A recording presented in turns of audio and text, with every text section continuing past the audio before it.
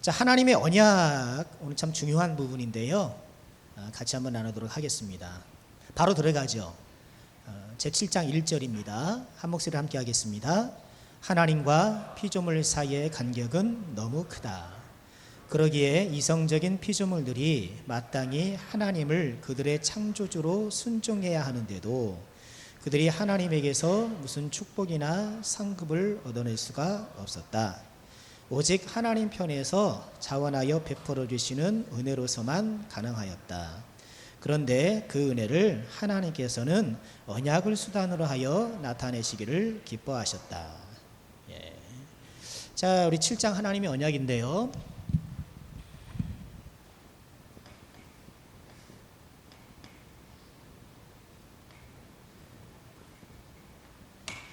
일절에서 이야기하고 있는 것은 크게 세 가지예요.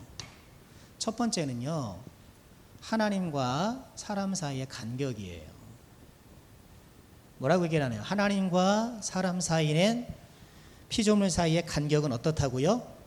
너무나 크다. 너무나 크다. 그러니까 하나님과 사람 사이의 이 간격은 너무나 크다는 거예요. 하나님과 사람 사이의 간격. 그러니까 유한은 무한을 이해할 수 없다. 보통 그렇게 얘기를 해요. 침팬지는 사람을 이해할 수 없겠죠. 아무리 머리가 좋고 뛰어난 침팬지라 하더라도 사람을 이해할 수 없어요. 종이 갖고 있는 간격의 차가 있죠. 그럴 수밖에 없죠. 그런 것처럼 사람은 아무리 지혜롭고 뛰어나다 하더라도 하나님께 도달할 수가 없어요. 그러니 내가 하나님을 다 안다는 것처럼 이야기하는 것만큼 어리석고 교만한 게 없습니다. 간격이 너무나 커서 우리 사람이 하는 어떤 순종도 어떤 순종을 하나님께 올려드린다고 쳐요. 올려들어도 그 순종이 하나님께 닿아서 하나님으로부터 복을 받을 수가 없어요. 그러니까 간격이 너무나도 크기 때문에 하나님과의 우리에게 레벨이 다르기 때문에 인간적 레벨에서 아무리 좋은 것, 아무리 뛰어난 것들을 내가 만들어 올려드려도 하나님께 차지 않는 거예요. 우리 아이들이 그림을 열심히 그리잖아요. 그죠? 그림을 열심히 그려요. 아주 저중에서 길어서 부모님한테 딱 보여주면 뭐예요? 기특은하고 고맙기는 하나 그 수준이, 그 작품의 수준을 생각해 보면 사실 닿을 수가 없는 거죠. 그런 거예요.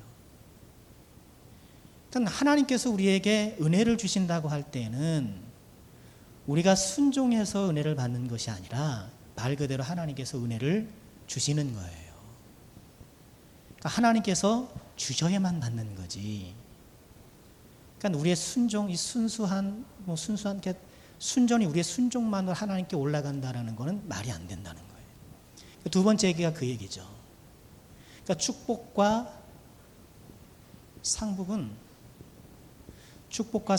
오직 은혜로 받는다는 거예요. 은혜로 받는 거예요. 그런데 1절에서 하는 얘기는 뭐냐면요, 하나님께서 축복과 상급을 은혜로 주시는데 이 은혜로 주시는 것을 언약이라는 수단을 통해서 주시더라는 거예요. 언약이라는 수단을 통해서. 그러니까 은혜를 주시는 이유가 뭔가 언약이 있기 때문에 주신다는 거예요. 언약을 통해서. 그래서 우리가 성경을 보면 순종해서 복을 받죠. 성경에 그런 내용이 많잖아요. 그러니까 순종해서 우리가 복을 받고 하나님의 은혜를 받을 수 있는 이유는 하나님께서 그것을 언약으로 설정해 놓으셨기 때문에 그렇다는 거예요. 그러니까 이 언약이 없이 내가 순종을 아무리 해도 하나님의 은혜를 받을 수가 없어요. 우리의 순종이 효력을 미치게 되는 것은 하나님이 우리와 언약을 맺었기 때문에. 언약이 뭔가요? 그걸 계약이에요. 하나님과 우리 사이에 계약을 맺었기 때문에 우리가 은혜를 받을 수 있는 거예요.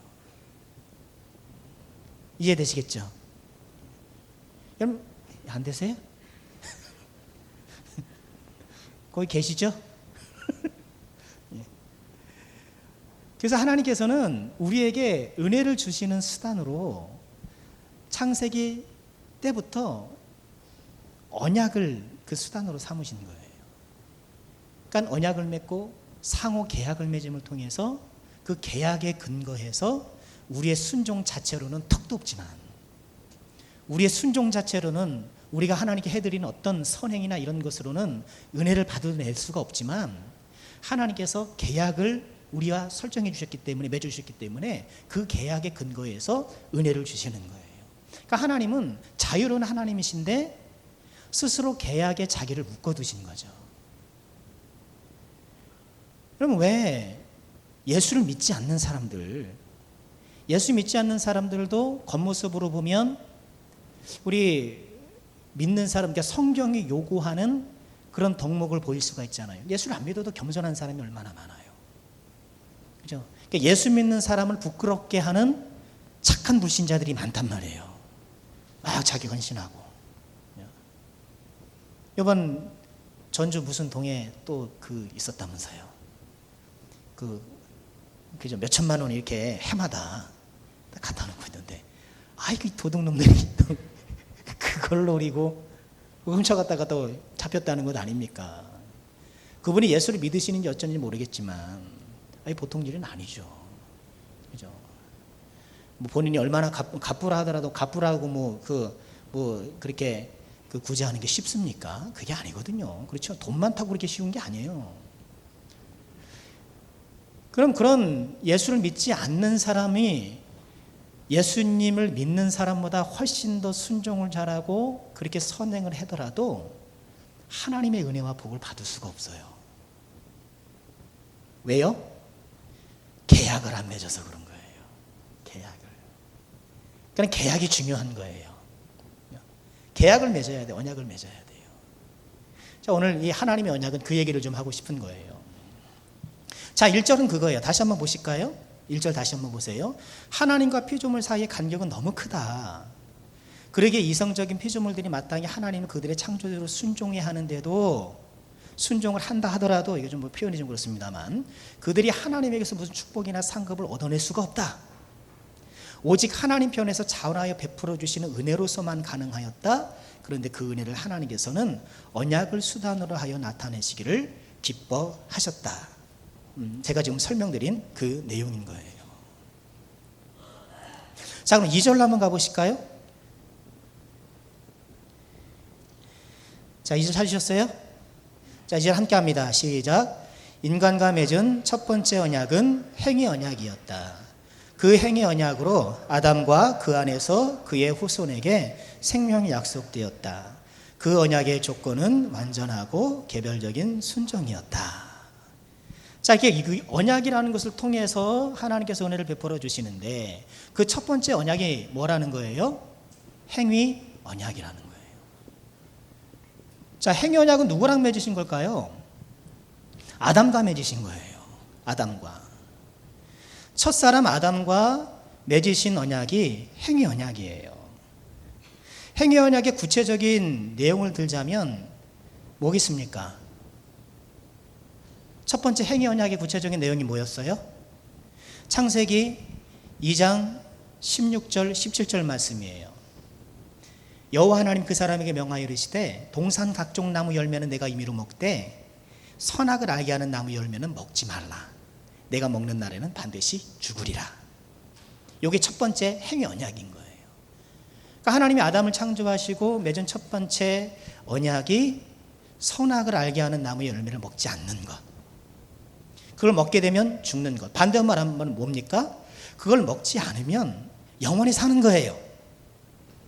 그러니까 에덴 동산에서 영원히 복락을 누릴 수가 있는 거예요. 자, 이것을 행위 언약이라고 부르는 이유는요, 타락 전에 아담은 자기의 순종적인 행위로 생명을 누릴 수가 있었어요. 여러분, 지금 우리는 나의 어떤 순종으로 생명을 누릴 수가 있어요, 없어요? 은혜를 받을 수 있어요, 없어요? 생명을 누릴 수 있어요, 없어요? 없어요. 왜? 우리는 타락 후 존재한 사람들이기 때문에. 그러나 타락 전에 아담은 순전했거든요. 완전했거든요. 그러니까 타락 전 아담은 자기 순종적인 행위로 생명을 누릴 수가 있었던 거예요. 그래서 이 언약을 일컬어 행위 언약이라고 그렇게 부르는 거예요. 여러분, 아담이 먹을 수 있는 나무 중에는 생명나무도 있었잖아요. 그러니까 아담이 타락한 후에는 생명나무를 먹지 못하도록 하나님께서 지키셨잖아요. 그러니까 생명나무를 먹었고 계속 영생할 수 있었던 조건이 그에게 있었는데 그가 그걸 어기고 말았던 거죠.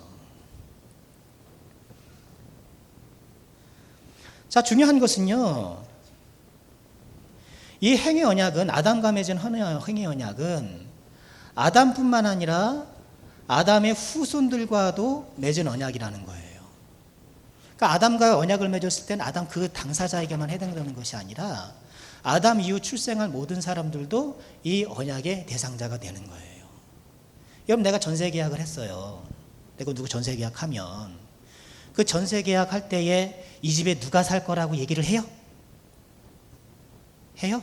안 해봐서 몰라요. 다 내 집이에요? 안 해요, 그죠? 전세 계약은 내 이름으로 하지만 내 아내와 내 자녀와 다 들어가는 거예요. 왜요? 그건 내가 대표로 계약을 한 거예요. 내가 대표로 계약했으면 나와 관계된 내 식솔들도 그 언약의 지배를 받는 거예요.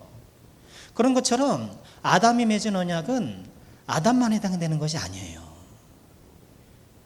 아담의 모든 후손들이, 앞으로 태어날 모든 아담의 후손들이 이 언약에 걸려 있는 거예요. 그래서 이 언약을 성실히 수행했으면 그 축복을 아담만 받는 것이 아니라 누구도 받아요? 아담의 후손도 받는 거죠. 그죠? 그러니까 같은 원리로 아담이 언약을 지키지 못해서 그 파기에 의해 형벌도 그 후손이 받는 거죠. 이게 합리적이죠. 그러니까 나는 아담이 죄를 졌지 내가 죄를 졌습니까? 그렇게 항변하고 싶을 수도 있어요. 내가 먹으라 그랬나? 아담이 따먹었는데 왜 내가 그 형벌을 받아야 되는가? 왜? 우리는 아담이 받을 축복도 받게끔 그렇게 되어 있었기 때문에 그래요. 그러니까 행위 언약은 아담의 후손들과도 맺은 언약이다. 아담의 후손들도 그 언약에 묶여 있다. 그런 이야기고요. 자, 여기까지 이해되시겠죠? 3절로 가겠습니다. 3절. 근데 문제가 생기죠. 3절. 제가 읽을게요. 인간이 타락함으로 말미암아 행위 언약으로는 생명을 얻을 수가 없게 되어버렸기 때문에 문제가 생겼어요. 이 아담이 행위 언약을 잘 지켰으면 되는데 못 지켰단 말이에요. 못 지켰어요. 그러니까 행위 언약으로는 생명을 얻을 수가 없게 되었어요. 타락했기 때문에. 주께서 두 번째 언약을 맺으시기를 기뻐하셨다. 이 언약은 일반적으로 무슨 언약이다? 은혜 언약이라고 부른다.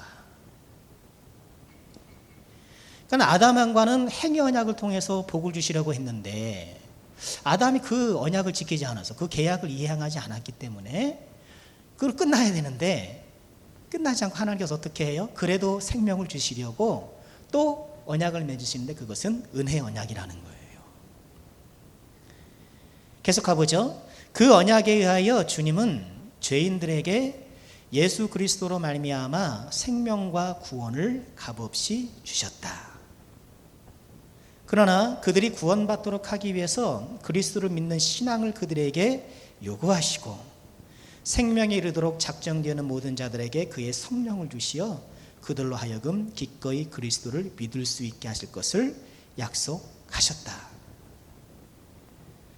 자, 말씀드린 대로 행위 언약으로 인해서 아담이 하나님의 생명에서 멀어지게 되었고 아담의 후손들도 마찬가지로 하나님의 생명으로부터 멀어져 있는 거예요. 그래서 죽음이 들어온 거예요. 오전 설교처럼 죽음이 유입돼 들어온 거잖아요.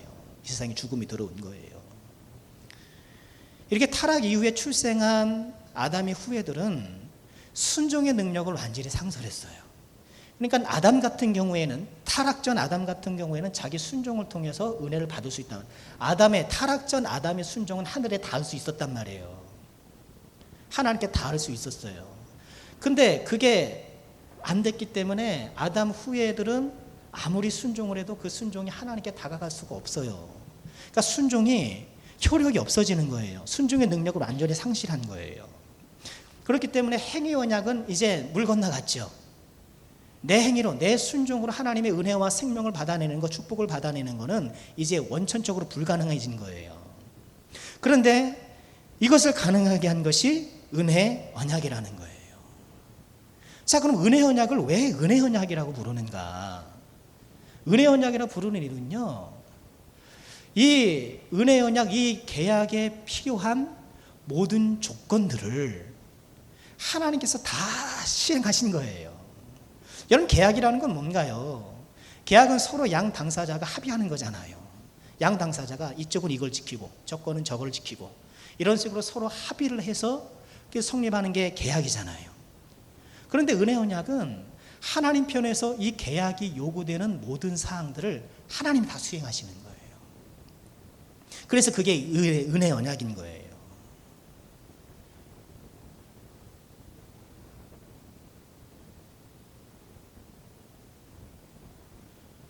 하나님께서 행하신 일이 뭔가요?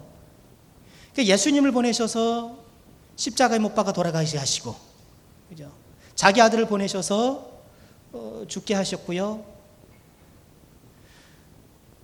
이를 통해서 행위 언약으로 망가졌던 그 죄를 복원시키셨잖아요. 그 죄를 없이 하셨단 말이에요. 하나님께서 이 죄를 담당하셨고 예수님을 통해서 감당하셨고, 또 뭐예요? 우리에게 필요한 건 뭐예요? 믿음. 그러니까 예수님을 믿는 믿음이 우리에게 필요한데, 이 믿음조차도 누가 주시는 거예요? 이 믿음조차도 성령님이 주시는 거예요. 성령님을 통하여서 이 믿음을 주신 거예요.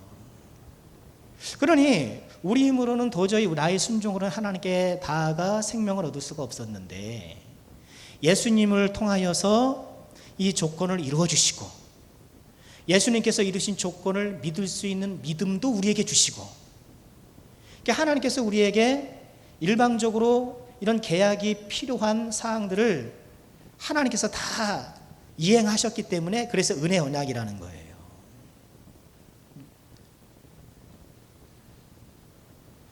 예컨대 그런 거죠. 우리가 분양 받잖아요. 받아보셨잖아요, 분양. 분양 받으면 계약서를 쓰죠. 그렇죠? 계약서를 써요. 그럼 중간에 뭘 지불해야 돼요? 중도금. 맨 끝에 뭘 해야 돼요? 잔금도 지불해야 되고. 그러니까 계약서를 썼는데 계약서를 우리 이름으로 쓰신 거예요, 하나님이. 이 사람은 구원받은 사람, 하나님의 자녀 쓰신 거예요. 계약서도 쓰시고 중도금도 내라고 주시고 잔금도 내라고 주신 거예요. 그러니까 우리는 뭐 해야 돼요? 그 계약서를 들고 가는, 그 계약서를 잘 보관하고 있으면 되는 거예요. 계약서만 잊어먹지 않으면 되는 거예요. 그래서 은혜 언약인 거예요. 하나님께서 우리를 위해서 계약을 써주시고, 계약에 필요한 잔금과 중도금과 잔금까지 하나님께서 다 치러주신 거예요. 그래서 은혜 언약인 것이고, 우리가 하는 거는 그저 믿음의 빈손으로 그것을 받아들이는 거예요. 아멘, 네 그렇습니다. 저는 그것을 원합니다. 주님 내 안에 오세요. 그러니까 내가 믿음의 빈손으로 주님 앞에 나아가는 것이 우리가 해야 될 유일한 일이라는 거예요. 자, 이게 3절의 내용이에요. 자, 3절 다시 한번 보실까요? 다시 한번 읽어드리겠습니다. 인간이 타락함으로 말미암아 행위 언약으로는 생명을 얻을 수가 없게 되어버렸기 때문에 주께서 두 번째 언약을 맺으시기를 기뻐하셨다. 이 언약은 일반적으로 은혜 언약이라고 불린다. 그 언약에 의하여 주님은 죄인들에게 예수 그리스도로 말미암아 생명과 구원을 값없이 주셨다. 생명과 구원을. 그러나 그들이 구원받도록 하기 위해서 그리스도를 믿는 신앙을 그들에게 요구하시는데, 생명이 이르도록 작정되어 있는 모든 자들에게 그의 성령을 주시어 그들로 하여금 기꺼이 그리스도를 믿을 수 있게 하실 것을 약속하셨다. 언약의 내용이 뭐예요? 예수 그리스도를 믿으면 구원받는다라는 거예요. 그럼 뭐가 필요해요? 예수 믿는 자는 구원받는다고 할 때 뭐가 우리에게 필요해요? 뭐가 필요해요? 믿음이 필요하잖아요. 근데 그 믿음도 누가 주시는 거예요? 성령님이 주신다는 거예요.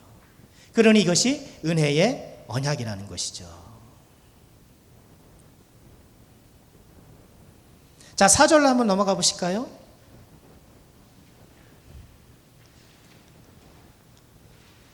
4절 같이 한번 읽겠습니다. 이 은혜 언약은 유언이라는 이름으로 유언자이신 예수 그리스도의 죽음과 유언으로 양도되는 영원한 기업과 거기에 속해 있는 모든 것들과 관련하여 성경에 자주 말씀되어 있다. 이게 뭔 얘기인가요? 그러니까 이 은혜 언약을 또 다른 말로 유언이라고 보기도 해요. 그러니까 왜냐하면 이게 언약이라는 말과 유언이라는 말이 사실 같은 뜻이기 때문에, 사전적 의미가 같기 때문에 그래요. 그래서 이 웨스트민스터 그 신앙 고백이 성립될 무렵만 하더라도 이 언약을 유언으로 표현하는 것들이 많았어요. 근데 여러분, 지금 우리는 언약을 유언이다 뭐 이런 식으로 얘기하지 않잖아요. 잘 얘기하진 않잖아요. 그러나 히브리서 9장 15절 17절에 보면 이런 말씀을 들어보세요. 이로 말미암아 그는, 예수님은 새 언약의 중보자시니 이는 첫 언약 때 범한 죄에서 속량하시려고 주구사 부르심을 입은 자로 하여금 영원한 기업의 약속을 얻게 하려 하심이라. 이 유언은 유언한 자가 죽어야 되나니, 이렇게 얘기를 해요. 그러니까 새 언약의 중보자가 예수님, 그 새 언약을 맺으신 분이 예수님이라고 하는데 16절에 보면 이 유언 그렇게 해요. 그러니까 언약을 유언이라고 표현했단 말이에요. 그러면서 어떤 유비를 펼치냐 하면 17절에 이렇게 되어 있어요. 유언은 그 사람이 죽은 후에야 유효한즉 유언한 자가 살아있는 동안에는 효력이 없느니라, 이런 말씀이 덧붙여요. 그러니까 뭔가요? 지금 히브리서 말씀은 뭘 얘기를 하고 싶은 거냐 하면, 여러분, 유언은 그 사람이 죽어야 효력이 있잖아요. 그렇죠? 그래야 유언이죠. 유언이 살아있는데 유언은 효력이 안 되잖아요. 그런 것처럼 이 유언에 효력을 끼치기 위해서 예수님이 죽으셨다, 이 이야기를 하려고 히브리서는 그렇게 말씀을 하는 거예요. 그러니까 이 언약은 유언적인 성격이 있어서 예수님의 죽으심으로 효력이 생긴다, 이 얘기를 하고 싶은 거예요. 예수님이 죽으셔야 이 은혜의 언약이 효력이 미친다는 얘기고요. 자, 4절은 뭐 그 정도면 우리가 설명이 될 것 같아요. 자, 5절 말씀 보실까요? 5절 말씀 보실까요? 이 언약은 율법 시대와 복음 시대에 각기 다르게 집행되었다. 자, 은혜 언약이 이제 집행이 되는데 율법 시대, 즉 구약 시대와 복음 시대, 신약 시대에 각기 다르게 집행됐다라는 거예요. 언약이 율법 시대에는 약속들, 예언들, 제물들, 할례, 유월절 양, 그리고 유대 백성들에게 전해진 다른 모형들과 의식들에 의하여 집행되었다. 그러니까 구약 시대에, 그러니까 여러분 오해하지 말아야 될 것은 구약은 행위 언약이고 신약은 은혜 언약이다, 이렇지 않아요. 행위 언약은 누구에게만 해당되는 거예요? 대답해 보세요. 누구에게만 해당되는 거예요? 사람이요? 누구에게 해당되는 거예요? 좀 크게 말씀해 보세요. 아담한테만, 그죠? 행위 언약은 아담만 해당되는 거예요. 그래서 우리는 좀 이게 세밀하지 못하면 행위 언약은 구약, 왜 구약은 순종하면 복 받는다 막 이런 얘기가 많이 나와 있으니까, 구약은 행위 언약, 신약은 예수 믿으면 구원받는다 그랬으니까 신약은 은혜 언약, 이렇게 아니에요.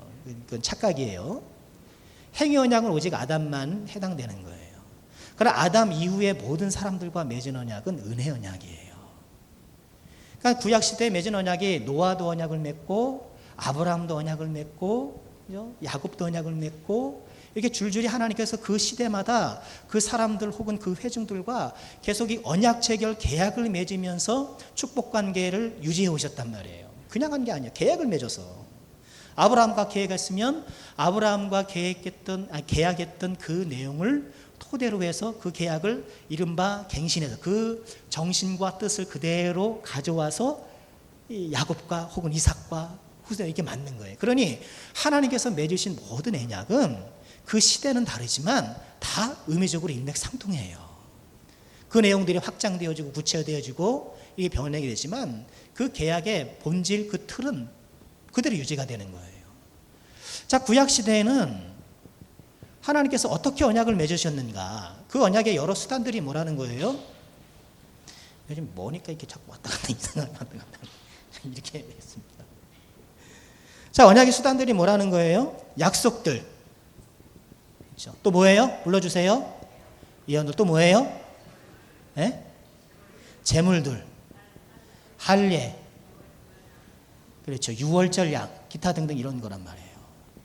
그러니까 하나님께서 언약을 맺으셨을 때에 그 언약의 조항들 혹은 언약의 내용들은 그런 것들이 있다라는 거예요. 약속을 통해서 언약을 하셨죠. 그죠? 그러니까 아브라함에게 약속을 하셨잖아요. 명년 이때 너에게 아들이 있을 것이다. 내가 약속해 주셨죠. 그죠? 그래서 하늘의 별처럼 바다의 모래처럼 내 후손이 많을 것이다.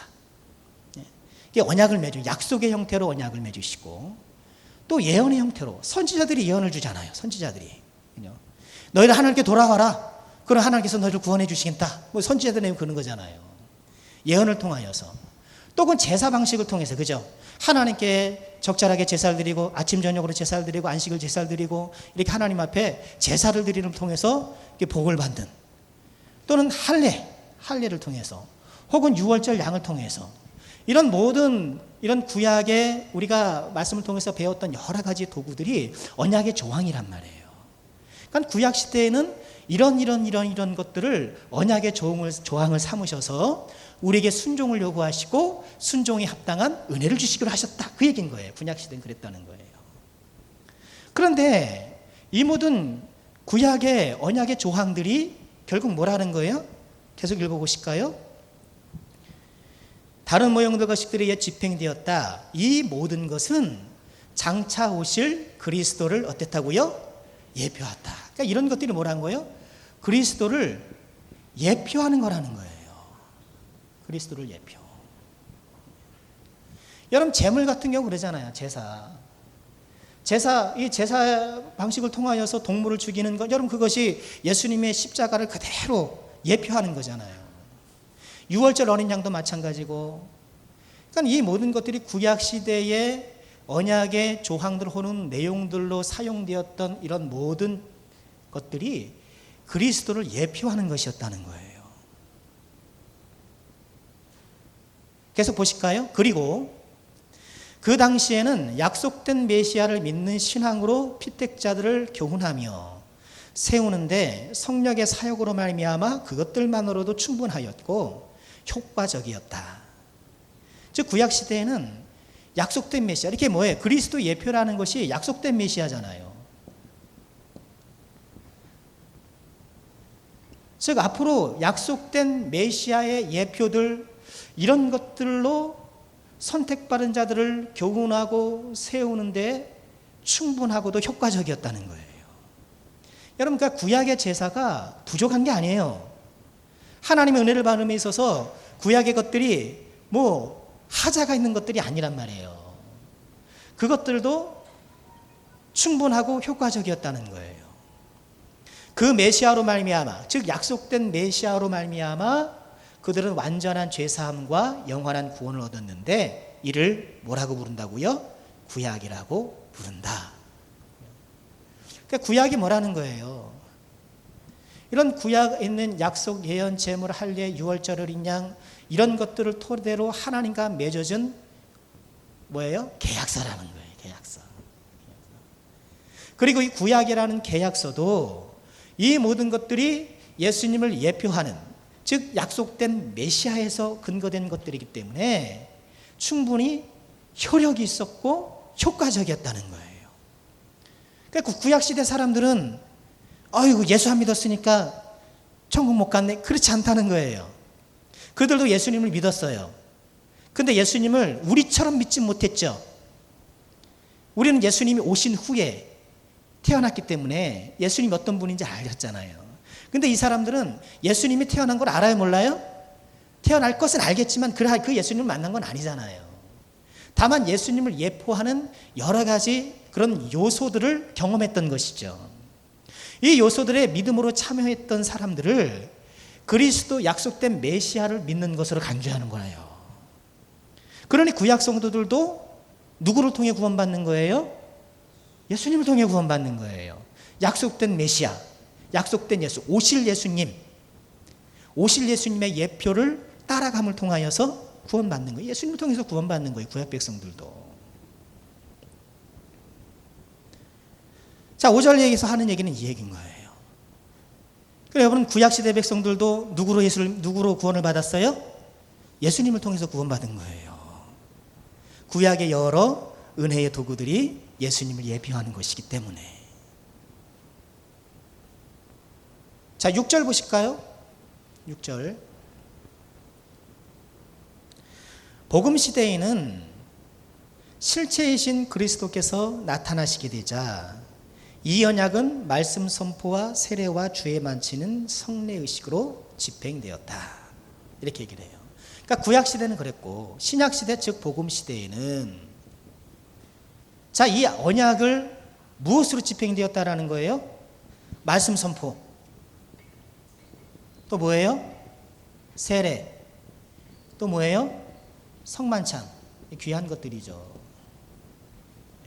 그러니까 우리 하나님께 드릴게, 우리가 이거 지켜야 될 것들이 이거예요. 말씀 선포와 세례와 성만찬. 그러니까 구약에는 약속, 예언, 제물, 할례, 유월절 이런 구약의 요소들을 통하여서 그리스도의 예표, 즉 약속된 메시아를 믿음을 통해 구원을 받았다면, 구약의 올드 테스트먼트, 옛 계약이 그런 계약이라면 신약 시대의 계약은 말씀 선포와 세례와 성만찬을 통해서 집행이 된다는 거예요. 계속 보실까요? 이 의식들은 수적으로는 몇 안 되어 단조롭고, 그죠? 단조롭죠. 외적인 화려함도 없이 집행된다. 그러니까 우리 개혁주의 교회의 예배는 단순해요. 여러분 어떤 복장을 요구하거나 천주교는 쓰기도 하고 하잖아요. 장례식장에 저도 천주교를 가본 적은 없잖아요. 근데 가끔 장례식장에서 천주교에서 집례하는 장례식을 보면 하는 게 많아요. 이렇게 가서 연기처럼 이렇게 하기도 하고, 뭐가 이렇게 좀 의식이 있어 보여요. 옷도 쫙 입고. 근데 우리는 그런 게 없잖아요. 그러니까 우리는 말씀 선포, 세례, 성만찬을 해서 수적으로 몇 안 되고 단조롭고 그래서 외적인 화려함 없이 집행된다. 그러나 계속 보실까요? 그것들을 통해서 그 언약이 모든 민족들, 곧 유대인들과 이방인들에게 더욱 충분하고 확실하고 영적인 효과를 가지고 제시되어 있다. 이를 신약이라고 부른다. 신약이라고 부른다. 그럼 우리가 성경책을 들고 다니잖아요. 성경책을. 그러니까 성경책을 들고 다니는 게 계약서 들고 다니는 거예요, 우리가. 계약서 딱 들고 다니는 거예요. 어떤 계약서? 오래된 계약서, 새로운 계약서. 근데 계약서 내가 똑같아요. 계약서 들고 다니는 거예요. 계약서 들고 오셨어요? 예. 잘하셨어요. 그러므로 본질적인 면에서 차이가 있는 두 종류의 은혜 언약이 있는 것이 아니고 여러 세대에 걸쳐 있기는 하지만 하나의 동일한 언약이 있을 뿐이다. 그렇죠? 구약 시대, 신약 시대에 있으니까 서로 다른 게 아니라는 거예요. 구약은 그리스도를 예표하는 것이고 신약은 오신 그리스도. 구약은 오실 그리스도. 보통 그렇게 얘기를 하죠. 구약은 오실 그리스도를 통해서 구원받았다면 신약은 오신 그리스도를 통해서 구원받는 거예요. 근데 구약 성도와 신약 성도는 차이가 있는 건 사실이죠. 그들은 이런 그리스도를 예표하는 이런 도구들을 통해서 만났단 말이에요, 예수님을. 그러니까 본인이 구약시대 성도, 내가 삼손이에요. 내가 삼손이라고 생각하면, 앞에 삼손인가? 건물 무너졌는데. 딴 거 해야 되겠다. 여하간 구약시대 성도라고 한다면, 우리가 생각하는 그 예수님을 믿은 것은 아니에요. 그죠? 그럴 수는 없겠죠. 어떻게 그렇겠습니까? 우리는 예수님이 십자가에 못 박힌 것도 알고, 부활하신 것도 알고, 그러니까 우리는 예수님에 대해서 선명하게 아는 그게 우리 축복인 거예요. 오신 예수님을 바라보는 게 우리에게 축복인 거예요. 구약 성도들은 오실 예수님을 예표를 통해서 경험했기 때문에 내가 재물 드리면서 이게 예수님이야 이렇게 생각하는 사람은 구약 성도는 없을 거란 말이죠. 그렇죠. 6월절 양 잡으면서 이건 예수님이 장차 이렇게 생각한 사람 아무도 없어요. 그러나 그들이 믿음으로 이 모든 일에 행하는 것을 예수님을 믿는 것으로 간주해 주시는 거예요. 거듭 말씀드리면 구약시대 성도도 예수님 믿고 구원받는 것이고 신약시대 성도도 예수님 믿고 구원받는 거예요. 두 종류의 은혜 언약이 있는 것이 아니라 여러 세대에 걸쳐 있기는 하지만 하나의 동일한 언약이 있는 거예요. 같은 얘기인 거죠.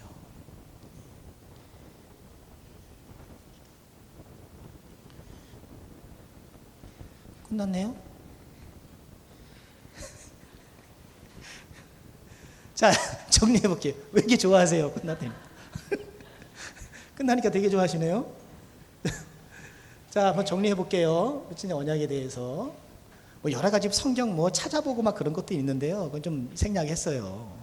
일단 내용 중심으로 하면 이해가 되실 거니까. 자, 정리합니다. 하나님과 인간 사이에 간격이 있어요.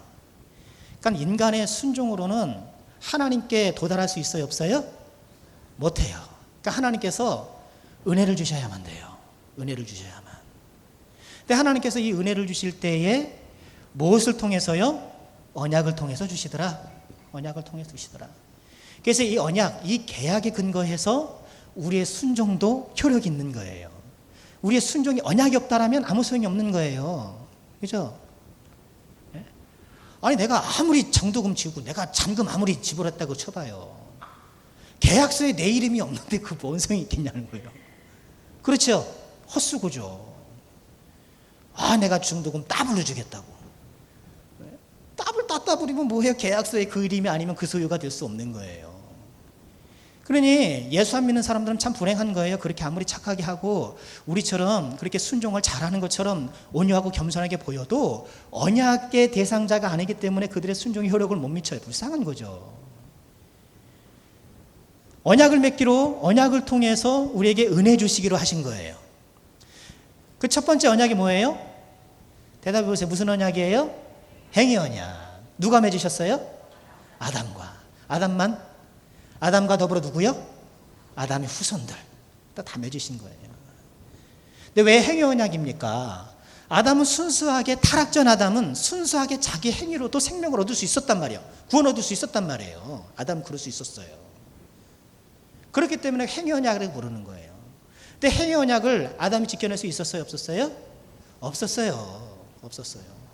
그래서 하나님께서 두 번째 언약을 펼치기 시작하시는데 그게 어떤 언약이에요? 은혜 언약이라는 거예요. 은혜 언약. 왜 은혜 언약입니까? 은혜에 필요한 모든, 이 언약에 필요한 모든 조항들을 하나님께서 다 갖춰주시고 우리가 그것을 지켜낼 수 있도록 믿을 수 있도록 또 믿음 주시고 계약서를 써주시고 중도금도 내주시고 잔금도 내주시고 돈 비유를 하니까 아주 잘 들어오죠. 돈으로 비유를 하니까 아주 반짝반짝 하시는 것 같아요. 쏙쏙 들어오시는 것 같아요. 은혜 언약은 그래서 은혜 언약이란 말이에요. 자, 이 은혜 언약이 구약시대, 즉 율법시대와 복음시대에 다른 양상으로 집행되기 시작했는데 구약시대는 약속, 예언, 제물, 할례, 유월절 이런 것들을 통해서 이 계약이 집행되었다. 그런데 이런 그 계약 집행의 요소들은 오실 그리스도를 예표하는 것이다. 그러니 구약 성도들도 이 예수님을 믿어 구원받는 것이다. 반면에 복음시대 신약시대에는 말씀 선포 세례 성만찬을 통해서 계약이 집행되었다. 그러니까 여러분 우리가 계약을 이행하는 게 뭐예요? 우리가 말씀을 듣고 말씀에 순종하고 하나님께 예배하고 지금 계약 집행하시는 거예요. 오늘 지금 뭐 하시는 거예요? 계약 이행하고 계시는 거예요. 지금 또 세례 다 받으셨죠? 성만찬 하셨죠? 문제였어요? 성만찬 하셨죠? 그러니까 이런 것들이 우리가 계약을 이행하는 수단인 거예요. 그러니까 성만찬을 막을 때, 야, 지금 나는 계약을 이행하고 있어. 언약을 내가 지금 이행하고 있어. 그렇게 생각하셔야 되는 거예요. 신약 시대는 말씀 선포와 생일의 승만찬 이런 것들이 구약에 비해서는 숫자도 줄고 외향적인 화려함도 줄었지만 오신 그리스도의 은총에 기대어 이 언약을 실행하는 것이고, 그래서 신약 시대도 당연히 예수님을 통해서 구원을 받는 것이죠. 자, 오늘 내용은 여기까지예요.